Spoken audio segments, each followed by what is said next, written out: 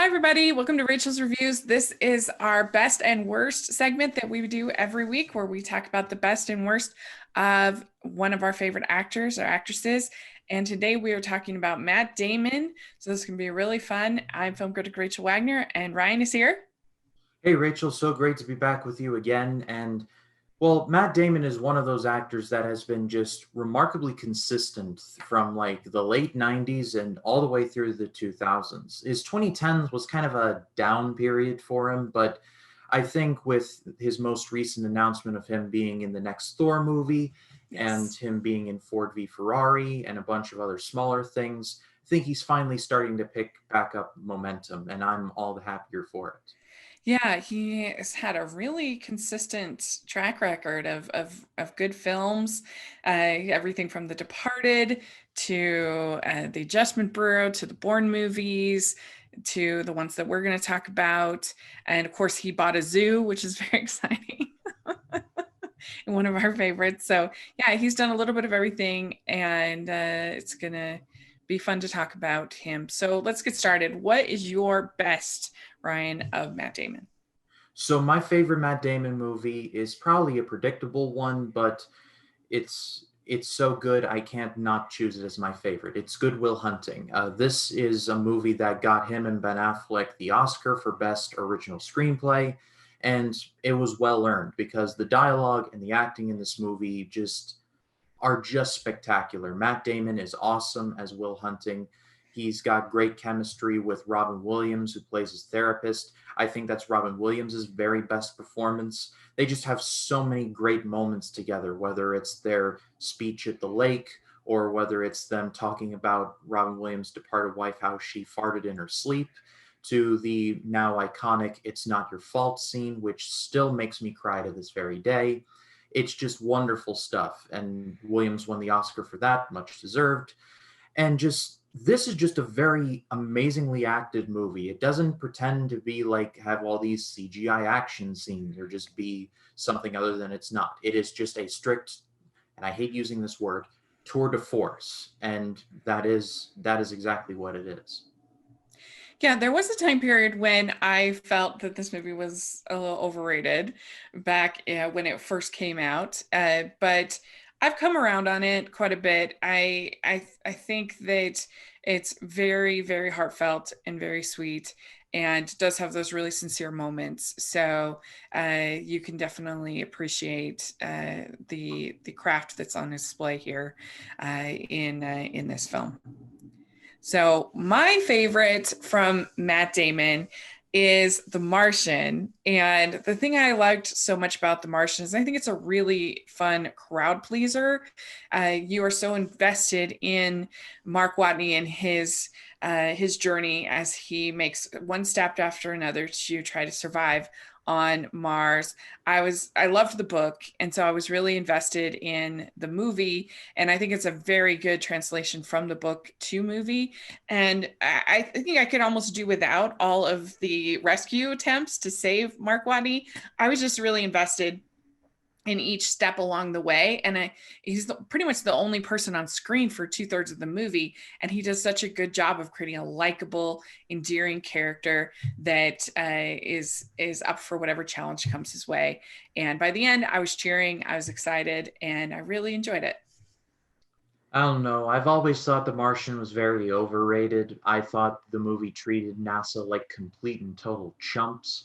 Like like it's like you have a checklist of keys, gas, and make sure everyone's aboard.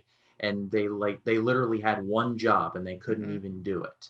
So I don't know. I really like NASA, and I just wasn't a fan of how they looked like, oh, well, I don't know, we just forgot him. It's like there's a big difference between leaving your wallet at home and leaving a guy on another planet, but that's neither Yeah. here nor there. I do understand why people like it, and I leave it to them, but I've never understood this movie. I may go back to it one day just to try and figure it out, but as of right now, I'm just kind of Yeah.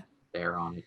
Yeah, I think that the it was a pretty chaotic time during the storm, and it looked like he was dead. So I think given I understand that part of it, but I think it is the least compelling part of it is the rescue and NASA side. Like, what's more compelling to me is like, how's he going to solve this problem next, and what's he going to do, and how is he going to make this these potatoes grow and solve the problems. And so that was fun for me. But yeah, I understand. I've heard that from some other people. So let's talk about some really not good films, though. And let's talk about our worst of Matt Damon. So, what do you have as your worst? So my worst of Matt Damon is Downsizing. This was directed by Alexander Payne, who I believe also directed The Descendants, which Rachel you've Mhm. recommended. Yeah, I And love. well, this is not like The Descendants. This is like the complete opposite of it.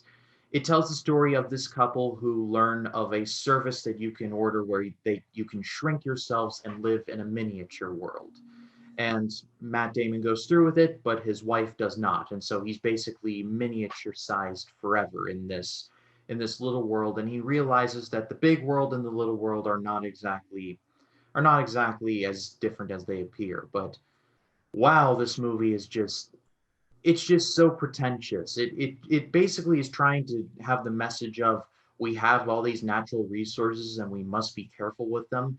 I get it. I even sympathize with that in some levels, but just Yeah.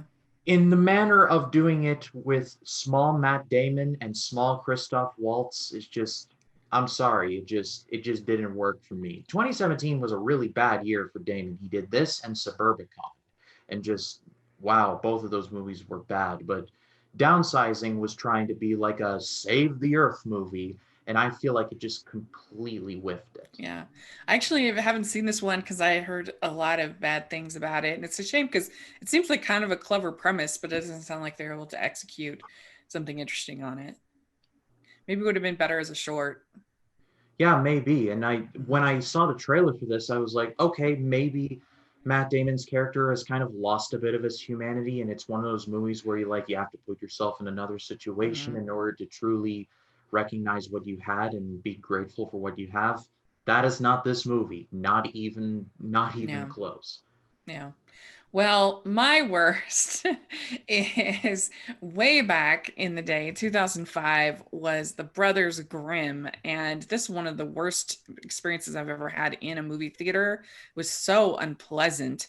And this is directed by Terry Gilliam, who I love, and I love the Time Bandits. That's some very happy memory of my youth. I was watching Time Bandits. I love his creativity in movies like Brazil. And of course, I love the Monty Python movies, are so hilarious. So he can do great things, but I don't know what happened with this one. It's such a jumbled mess of tones. There's a long scene where a girl is eaten by a horse, and you actually see her in the bowel of the horse trying to climb up, and I mean it's just gross, uh, and none of the actors are really given much interesting to do, and it's sometimes trying to be funny, sometimes to be horror, and it's just unpleasant.